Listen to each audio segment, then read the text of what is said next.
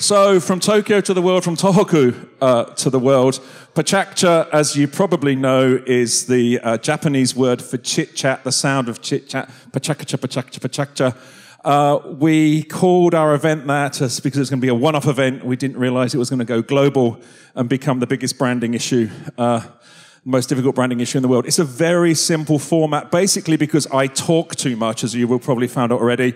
20 images, same for 20 seconds each. It's a way for architects, designers, creative people to show and share their work without going on and on and on. And we started it in Super Deluxe, which is just below us down here. And it started as a one-off event in 2003. And people sort of liked the format. And by 2005 or 2006, people said, oh, this is great. We'd love to run one of these in our city. So we came up with a very simple handshake agreement. No money changes hands. And off the format went. The first event was in Bern in Switzerland. Then it went to Los Angeles. And as you can see, it spread really rapidly around the world. We did not think it would spread like it did. And I think because it's free, that really helped it spread. And we never ask people to run a PechaKucha night. People ask us. So just like Peter was talking about, it's this pull effect. And today, amazingly, from a one-off event downstairs in Super Deluxe in Ishizubu, we are now in 907 cities around the world, which is really amazing. Each month we have over 100 events. They're all, we don't take a kickback from the door. We struggle to pay for everything. And Brian here is one of our fantastic city organizers or organizers of the HQ. So we had 116 events in February.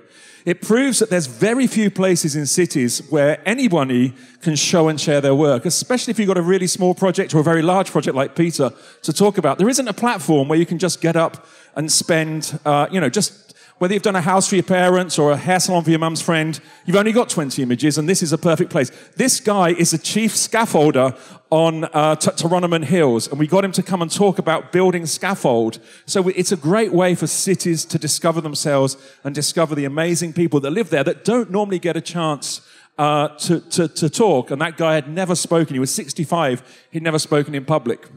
So as I said a little bit earlier, when the Haiti earthquake struck, we ran an amazing event around the world on 24-hour Skype. It wasn't a 6-week Skype, like Peter said, but it was a non-stop Skype that ran around the world. And a year later, the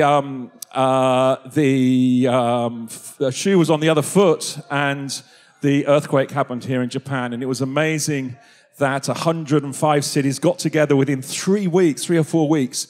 We held an Inspire Japan event here in Roppongi Hills and around the world. And it's amazing the fantastic graphics by making a logo, crowdsourcing the poster design for different people around the world. That this amazing set. We had 70 posters. We have a book about this whole project.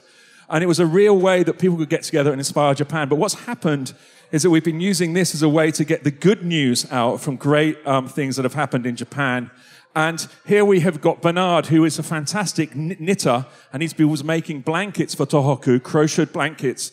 They were made from 20 by 20, get it? PechaKucha night, 20 by 20, granny squares. And he asked for these granny squares to be sent to Tohoku. Before that, he put them together and made the biggest blanket in the world, and it's in the Guinness Book of Records. But the shape was inspired by PechaKucha 2020. And again, as I said earlier, the format for getting the good news out, people talking about the amazing things that are happening in Tohoku on Inspire Japan has been really super successful. And this has spread into events in Nepal and the earthquake in Christchurch, where they've had their third big shake a few weeks ago. I'm going to change gear a little bit here and talk for Home for All. This is the area that we're working in, Soma City. 7,000 homes instantly destroyed on this site. I mean, it is like a nuclear explosion has happened. And Japan government, as I said, was very efficient, was really fantastic, and managed to build these temporary homes within 9 months of the earthquake for most of the people. But it's a very soulless place, as you can see. They did a great job, and working with volunteers such as Toyo Ito, as I mentioned, the Pritzker Prize-winning architect that we used to work for, we started building these small homes for all, community centers where people could get together. It's a pitched roof. Ito-san's a modern architect, but this is a pitched roof. It's a really nice, warm building. It was actually donated. The structure came from Kyushu, and it was shipped up and built there. Ito-san is with the white glasses there. And it's a really amazing how it brought the community together in that area. We were very lucky to be invited into this project. We worked on this Home for All in Soma City. All the work for this is pro bono, along with Arab Japan and everybody else that worked on the team. And we're 40 kilometers from the exclusion zone, and the feeling is that kids shouldn't play outside. And we wanted to build a big straw hat that was supported on trees. Kids can't play outside from 0 to 4, really. It's an abundance of caution, but the idea was a big straw hat supported by these columns which looked like trees because they couldn't play out in the forest, and to make a warm space as a play space.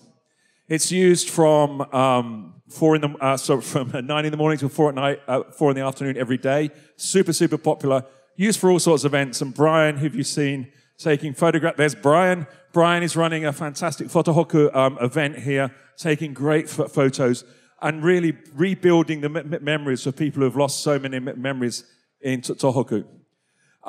We're a European firm of architects here in Japan, and so we can take really interesting cues from the Japanese aesthetic. So the kohaku stripes, the red and white stripes that you know, we've sort of repurposed them here. So it's really like the circus has come to town. There is a merry-go-round. That's the basic idea of the project. So homeforall.org. We've built 14 amazing community centers all over Tohoku. And there are many more to come. We're also looking for contributions to help us maintain the ones we've built, because there's a maintenance cost we're discovering. But it's a really fantastic project, and thank you very much for listening.